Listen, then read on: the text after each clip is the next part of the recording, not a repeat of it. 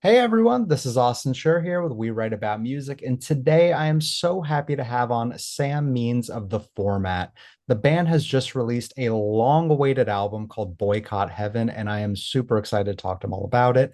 Sam, thank you so much for taking the time out of your day to be here. How are you doing today? Course, I'm wonderful. I'm in Dallas, Texas at the moment, sitting Lovely. backstage in some little room on a rickety old chair, feeling good. Decent green room or no? Green room's cool. I'm not in the green room because it's a little too noisy, so I just found a little. I'm standing behind a or sitting behind a. I guess there's like a smaller room in this venue we're at, and so I'm in this smaller venue behind the soundboard. Sweet. So Okay. yeah, found a nice Well, little spot where it's quiet, nice and quiet so I far. appreciate that. Well, listen, the first thing I'd like to say isn't much of a question, but it's more of like a congratulations. Since the album's release in January, it's been my number one listened to record by far, and I've got the stats to prove it. Wow, cool. Can you even begin to describe how it feels 20 years later having a record out and what you feel the response has been so far? It's pretty unreal, actually. Yeah, I mean, I've described it a few times as like a parallel universe. It just kind of seems like it's exactly where we would be had we kept going. It just seems like everything just seems like right. Right. But there was like a 20-year gap. So Yeah, it's that's strange it. to be Just able to be able to drop and like pick up where you would have maybe dreamed you would have gotten to at a point, where we're playing um much larger venues than I would have ever expected. So yeah. and the reaction to the record has been very, very positive. It's a different album, but our album, I mean, we only had this is our third, but Yeah. Dog Problems was very different than Interventions. And so I think people are welcoming to that concept of having an album that's a little bit different. Also, we're 20 years older, so it's just a much more mature album in its content and stylistically. So, yeah, I mean, we're just happy all around. It's been very surreal. That's awesome. Is it possible for you to sort of take me inside the conversation on how you even begin to put the pieces together to fully bring the band back for another album? Yeah, I mean, it was very, just, I guess it happened very organically over a period of time. And we tried to get back together in 2020. And Yeah, we had been talking for a couple years even before that. I mean, several years even. Like, hey, we should probably just play some shows, again, because it would be fun. Um, but that didn't happen in 2020, and then over the course of a couple years into the COVID stuff, Nate started learning how to play guitar. We were joking around about making a punk album at one point in time. We thought it would be really fun to do, just yeah, like after COVID, we're just going to get in a room and we're just going to record like a punk album in like a day, and do that. um sure. this is like a fun, completely different project kind of a thing, Right. but really, I mean, really what it was Nate started playing guitar and started writing some songs again, which he hadn't done in a while. He's sort of um, self-proclaimed in self-proclaimed retirement. Right. Um, I started getting inspired by the electric guitar, and I went out to visit him in Santa Barbara, and he played me a bunch of this stuff, and I was just like, "What are you gonna do with this? This is cool. Like, you should do something with it." And at the time, he wasn't intending on doing anything, but several months later, he called me and he's like, "Hey, actually, I think I might want to do stuff with some of these songs. Like, do you want to help me finish these songs and then finish an album?" I was like, "Sure." But even then, I didn't totally know. Um, I guess I didn't even ask any questions. I just was like, "Yeah, great. This sounds Yeah, this sounds like we'll fun. see Let's what do it." happens. Sure. So I thought it might even end up just being like a Nate record or something. I didn't really care. I Yeah. just was happy to be working on it with him. Um, but I think he maybe had some ideas that it would, or was hopeful that it would turn into a format album. And about halfway through it, I mean, but maybe not even halfway through it of the process, it was probably even just like, because it was happening so fast. Like every 2 weeks, we would get together and Oh, just wow. immerse ourselves in these like weekends of just like nonstop work. And probably the second or third one, he was like, "Is this a format album?" And I was like, "Yeah, I guess so." It's funny, like Right. this isn't really how I would have expected to make it for it. I mean, I would have thought it would have been like we would have been like, "Hey, let's go make a format album," instead of just like, "We're Yeah. making a format album." But in a way, that was actually much more. That was actually a lot cooler. That it just sort of was. We were just making something for the love of making something, with no intentions whatsoever, is what it might be. And it just, as we started putting it together, it really just started feeling like it should be a format album. And so here we are today. Damn, I'm thrilled that it came together, obviously. And I think just having the two of you making music no matter what, it can be a format album just because you're there. You know what I mean? Obviously, there's a sound to it, but at the end of the day, like the pieces are there to put something out. And at the end of the day, like it's a format album. That's the cool thing about. I feel like that's always been the cool thing about our band is we've dabbled in so many different things just out of curiosity. Like we really don't. I mean, it's the joke of the name in itself, like the format. We don't stick to any particular Yeah, thing. We exactly. just sort of do whatever we want to do, even if we have no business doing it, Sure. which we've done that plenty of times over the years. But I think that's why people like us, because we just sort of do whatever, and something comes out, and Sure. it's very uniquely us, but maybe not necessarily what we intended to happen at the beginning. Totally. I mean, I kind of want to talk about the process of actually making a format song because, like, you somehow managed to fuse together these earworm melodies that get stuck in your head for literal years at this point. And there's like a magical, whimsy, Baroque lightness flowing throughout the songs. Is it something that you plan beforehand, or does it kind of just come out in the process of making the song? I think that that's. I mean, I think that's just the way. I think we just work well together in that way. I mean, Nate is like like a master craftsman in the pop melody. Like Yeah, they're just pouring out of him at all times. So there's always going to just be an incredible melody and hooks and everything that anyone could ever want in a song. And I think the other side of it is just sort of like I mean, I always think of it as like as my limitations, I think, are maybe what sort of helped to complete that part of what the format is versus maybe when he would work with somebody else. I just feel like I have a very distinct way of doing things or thought process and how chords should be put together. And I feel like, most people, that's the goal, I think, as a musician, is like you want to sort of have your own unique identifier, or like people can always. tell, people, like I could tell it's like, oh, that's like my friend John O'Reilly playing drums. I can tell it's him. Right. I can tell that's John Frusciante playing guitar. Like you want to have a Yeah. personality in, um, in not only your songwriting, but also just the way it's played. And so I think that's probably a lot of it. I mean, I think we have our own, we're unique enough as individuals that when we come together, I think just those two unique things that make us just really work well together. And I think when they are together, that's when people really can identify it as the format. And that's what we Yeah. saw too. We're like this, yes, we could call this whatever we want, but we may as well call it the format because that's really what it is to us. I love that. And, I feel like the longer a band is away, the more pressure you may feel to give the fans something that positively blows their mind. And I hope I've made it clear enough that it's blown my mind. And just like even people talking on the internet seem to love it and adore it. Does it make it harder to finish up songs though, or like an unnecessary pressure to get opinions beforehand so that what you think you're doing is going to resonate? No, because we just really didn't care. I mean, and I mean that in the nicest way That's, possible. But we just yeah, were doing. We didn't. We went into this with like no expectations other than we just were enjoying doing what we were doing. And yeah, like I said, we didn't even really know what it was. We just were doing it. right. Um, so we were really making an album for us.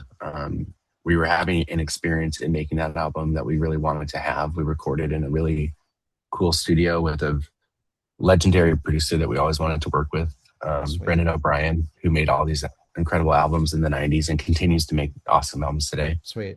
Um, and so, it was more so about just the experience of being able to fulfill some, teenage dream. It's like, oh, we get to work with the Sure. guy who did all the Pearl Jam records that we love Right, and right. songs from the Tiny Music, songs from Vatican Gift Shop. It's like one of our favorite albums. And we don't even really like the Stone Temple Pilots that much. We just love that album because Brendan did it. It Right. just sounds so cool. Um, so yeah, it was, yeah, I don't think we had any, I mean, of course we want people to like it. Like once it Yeah. was done, then there's that it's not really pressure, it's just like anxiety, I guess, or you're just nervous, like how are people gonna like this, But at Yeah. the end of the day, I don't know. I wouldn't expect people to, because that's a big expectation. Like, hey, I know you liked us when you were in college. Like, grow Sure. with us and be and meet up with us exactly where we are today. That's a big ask for a lot of people. No, I fully But agree. our fans are awesome and they seem to be there with us. So That it's been is really cool true. every night. I feel like we're getting more requests for new stuff on this tour right now than we are for like older things we haven't played, which is shocking to Really? me. That is, Yeah. I mean, it is. Well, listen, I think the point of a nostalgia tour, reunion tour, whatever you want to call it, is people wanting to relive those days and go back to, when they were in college or high school or whatever it is. But the fact that people are requesting new stuff really goes to show that, like, you knocked it out of the park. I know, I you're in the midst of a tour right now. I had the chance to shoot your show at Hollywood Forever last year, and the place was packed with people, over the age of 35 or whatever. And people around were just singing every single word back to front, front to back, and it was an incredible thing to see. Like, but the band sounded so tight too. Like, I want to know a little bit about the touring band because they're as incredible as you guys are. They are. Even more so, I would say. Yep. Yeah, Marco and Don, they've been with us. I mean, Marco has been in every band Nate and I have ever been in, going all the way back into our high school bands. Yeah. Marco has been there with us throughout all of that. Don came in and Don was the format bass player from this, basically the week we finished Interventions and Lullabies, he went on the road with us and never stopped. So he's been around this entire time and continued to work with Nate and worked with me on every project I've ever done too, outside of the format. And Will Noon, he was an Hmm. old friend of ours. We used to tour in, like, one of our first tours in the format was with Straylight Run. Yeah. He's the drummer for Straylight Run, and then went on to be Nate's drummer in Fun, and then in his solo stuff too. So he's been with Nate this whole time. So I think we just have a really, I think we just have a really good connection with each other, which helps a lot. We have a deep history with each other as performers. Sure. Not as this particular five. That's a unique thing on this tour and this time around, is that we are a 5-piece instead of a 6-piece, and we have a new drummer to the format, not a new drummer to our universe, but our Sure. same Sure. universe, but definitely to the format. So we've been, we rehearsed a lot, but it didn't take long. It's just a lot of songs to remember, and we're getting old and forgetful. So No, I uh, get that. It kind of brings me to my next thing is, like, how does a set list come together when you've got a discography that's full of certified bangers? well, that's what makes rehearsing hard, because you have to kind of stay on your toes with everything, because we do a different set list every night. Yeah. Um, and so, there's obviously like a handful of songs that get played every night, but then there's also, like, tonight, for example, we're going to be debuting a song for the first time in Dallas that we haven't played yet live, Nice. and we've rehearsed it a bunch, but we haven't played it live. So Sure. you can only rehearse something so many times, and before you just have to get out there and do it. So hoping that goes over well. And then there's always like one or two songs that are like deep, like deep cuts that get thrown in. But yeah, Of course. typically, I mean, I don't even think the set list is done, and we're playing in a few hours. So like, The Nate magic puts of that. live music. Nate puts a lot of work into that and a lot of thought into it, and Sure. it's really cool. I mean, it definitely.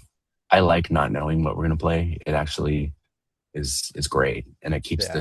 the show fresh, because even if we're playing the same songs, we're playing them in different orders and stuff. So Right. you never really know. You can't get too comfortable, I guess, on stage is probably the best way to put it, That's which true. is a good thing. What are some differences between touring 20 years ago and in 2026? I mean, we're like I said, we're older. We we're playing some bigger shows, so we have we're lucky enough to have like a bigger crew. So it's just everything's just easier this time around. We're not like Yeah. sleeping in, we're not sharing beds in hotel rooms. Right. It's um if we have a day off, we get a hotel room and we get to sort of unwind for a minute. So Nice. that's nice. It's like a peak dudes in our mid 40s. Right. Um, but yeah, I mean, it's just as exciting. It's just we get maybe a little bit more exhausted. So Yeah. we have to make sure we're taking care of ourselves. Definitely more so now than maybe we had to in the past.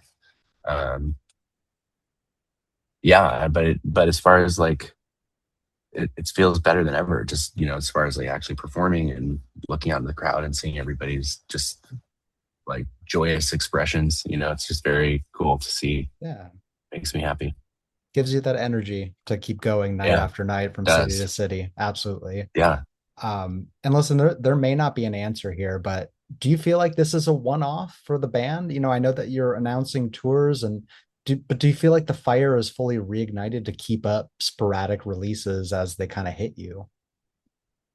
I think probably. I mean, we haven't. It's another. I mean, we haven't talked about it, but Yeah. um, I don't see why not. I mean, I think at this point, if I were, I mean, it's funny because like we've gone off and I have a ton of songs, so and I've Yeah. just been sitting on all these songs, and Nate has a million songs, so there's definitely plenty of stuff to work with, and I've been so busy with other things before this format stuff started back up.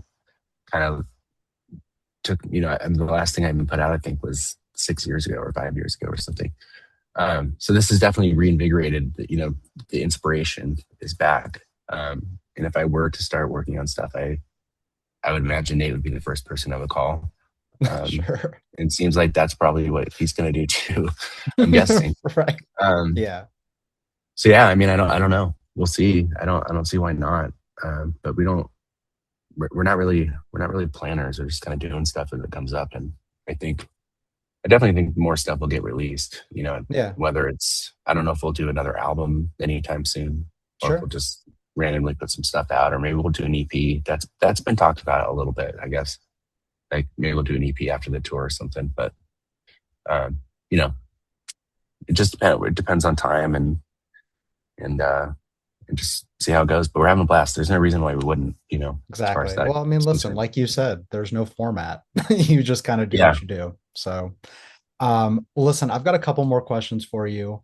The cool. the next question I have is more of like, I just got to know because I got the opportunity to talk to you.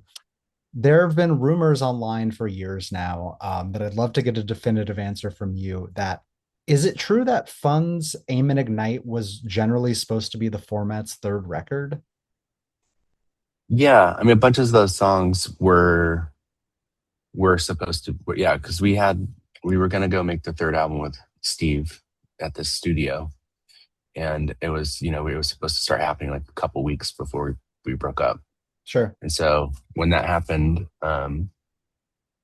I was definitely the person who was gonna be not be continuing in music for a minute and needed some time to relax. So it's just like you should just you know you should just go record these songs with Steve. Right. I don't Right. like just go find like they're great songs. You know, they should be out in the world. Um, so he did. He called up Jack and Andrew, and that fun started, and they went and they recorded that album. And I don't know. I mean, it's been so long since I've heard that album. I don't know um, how many songs ended up being on there, but I mean, quite a few. A couple of them we had even been playing live, like right before. Mhm. I think there's a Marco brought up a song Benson, and I don't know if it was called Benson and Hedges. I don't know if that was what it actually ended up being called. But that's what we used to call it. Um, that was a fun song to play, and I think that one ended Yeah. up on the album. But yeah, there's a song called The Gambler. I think for sure ended up on there. Yeah. That was that was definitely one of them. So yeah, there were a handful of songs, and yeah, it was a good album. I want to go back and listen to that album now because it's You been definitely I should.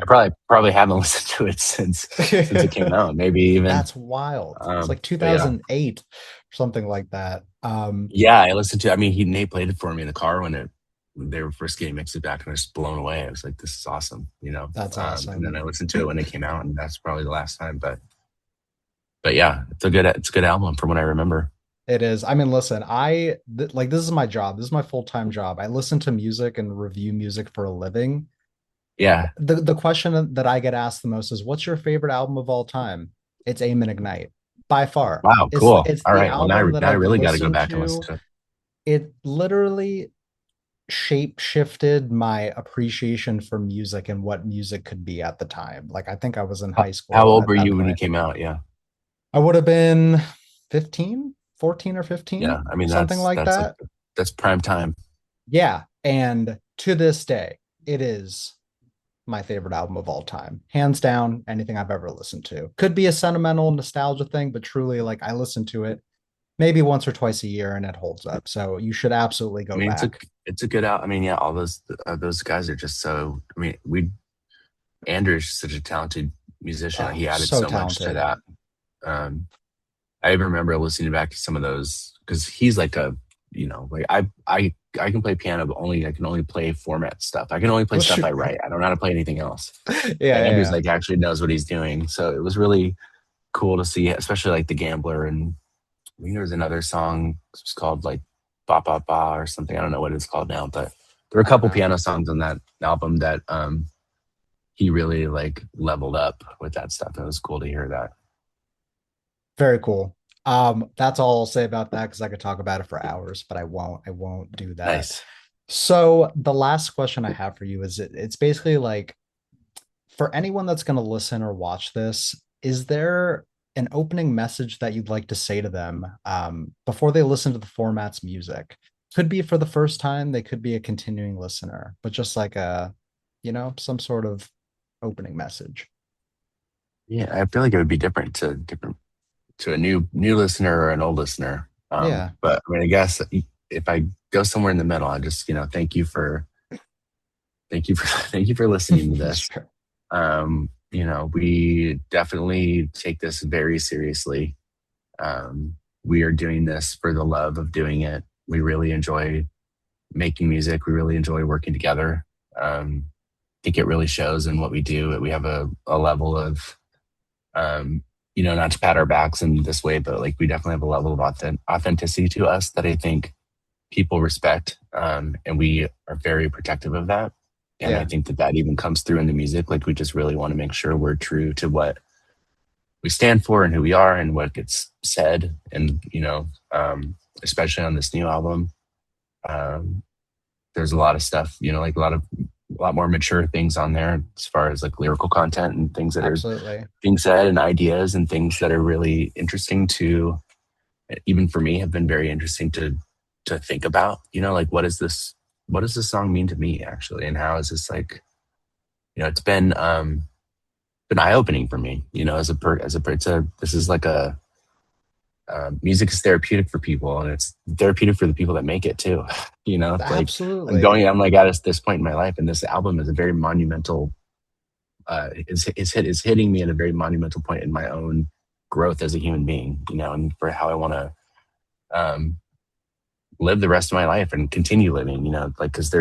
there's this point where people, I'm maybe getting off path a little bit, but it's like I think an important part about getting older is like you see some people just get older and they get like super conservative and start, voting for the wrong people and like the Yes. decision start making weird decisions. You're like, who was Yeah. that? That guy was like a hippie like 30 years ago. What happened to that guy? Exactly. Um, or you can be just conscious of like who you are and try to make sure you maintain who you have been and who you are and continue to grow. And I think that this album is a testament to both of us really wanting to do that, and all the things that we're doing around it also. Speak to that a lot. Like it's not just an album for us. It's really sort of like what can we do with our time that's going to make, at least attempt to make our little bubble around us a little bit better for some people. So Yeah. that's why we're here. And thanks for listening. That was a fantastic answer, and I've heard a lot, truly. Sam, I want to thank you so much for taking the time. Not only like obviously being on tour is exhausting, but coming to do this really means a lot to me. I'm a huge fan. And before we wrap up here, please let me plug everything for you. So if you've made it this far in the interview and you didn't realize I'm speaking with Sam Means of The Format, Their new album is called Boycott Heaven. As always, we will have the links everywhere so that you can listen, share, follow along, stay tuned for more. They've got so many tour dates coming up. They just shared new tour dates the morning of this recording. If they're coming to a city near you, it's truly one of the most joyous times you can have at a concert. And if there's anything we need in this world right now, it's just an hour and a half of joy. And you guys are delivering it night after night. So thank you. Thank you. I really appreciate your time. Have an amazing show tonight. And thank you again. Thanks, Austin.